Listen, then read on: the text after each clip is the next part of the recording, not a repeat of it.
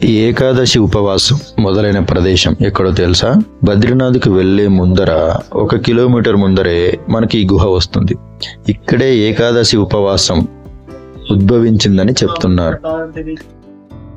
పురా అనే రాక్షసుడిని సంహరించడం కోసం విష్ణుమూర్తి ఈ గుహలో విశ్రాంతి తీసుకొనిచుండగా విష్ణుమూర్తి తేజవంతమైన శరీరం నుండి ఒక కన్య ఉద్భవించి ఆ మురా అనే రాక్షసుడిని సంహరించింది. దానికి గాను విష్ణుమూర్తి సంతోషించి నీకేం వరం కావాలని కోరుకోమనగా ఈ రోజు ఎవరైతే ఉపవాసం ఉంటారో వారికి పాపాలన్నింటినీ నశింప చేయాలని చెప్పేసి కోరుకుంటానమాట.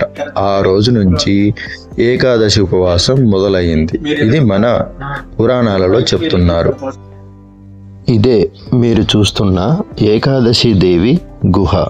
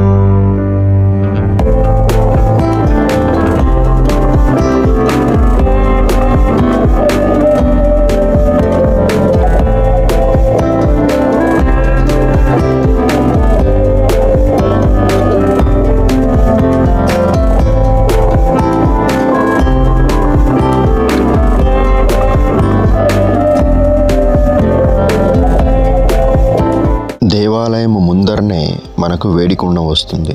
ఈ వేడికుండాన్నే సూర్యకుండం అని కూడా అంటారు. ఇక్కడ అందరూ స్నానాలు ఆచరించి దర్శనానికి వెళ్తారు.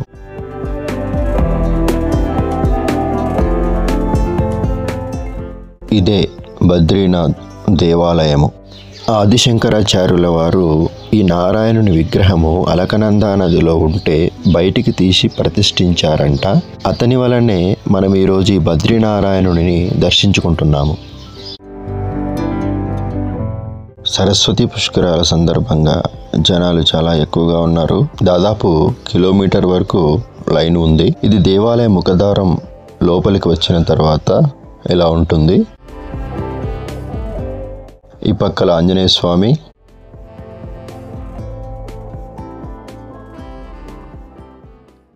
ఆ పక్కనే లక్ష్మీమాత చిన్న గుడి,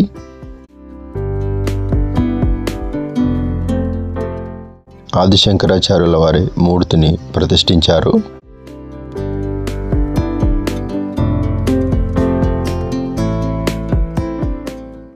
మరి దేవాలయానికి మరొక పక్క నరనారాయణల మూర్తులు,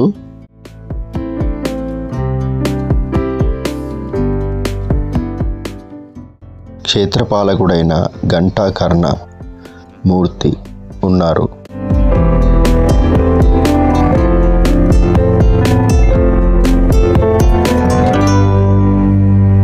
ఆ వేడికుండం నుండి కొంచెం అలాగే ముందుకు రాగా మనకు బ్రహ్మ కపాల స్థానం కనపడుతుంది. కాలభైరవుడు బ్రహ్మదేవుని తలను ఛేదించినప్పుడు ఆ బ్రహ్మ కపాలం ఏదైతే ఉందో అది ఇక్కడే పడింది. ఆ కపాలం ఇదేనని చెప్తున్నారు. అందుకే ఇక్కడ చాలామంది పితృదేవతలకు పిండ ప్రదానం చేస్తారు.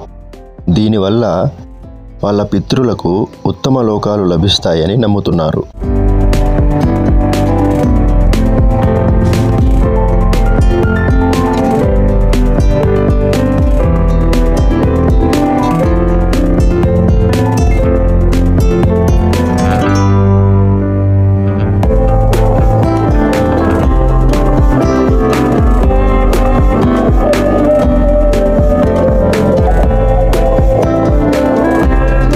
ఇది మనా విలేజ్కి వెళ్ళే దారి.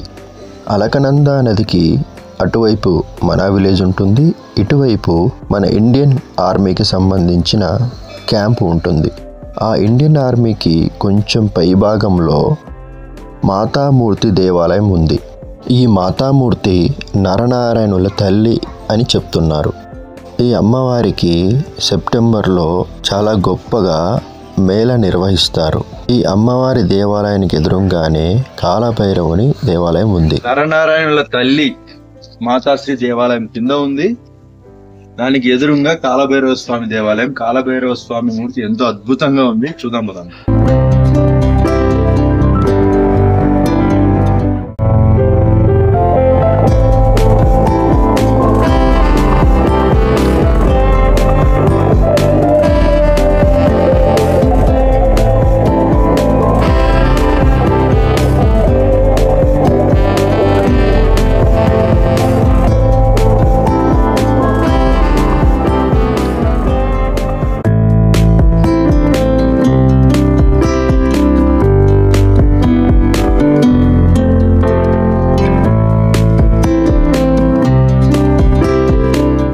ఇది సరస్వతీ నది సంగమం. అటువైపు సరస్వతీ నది, ఇటువైపు అలకనందా నది.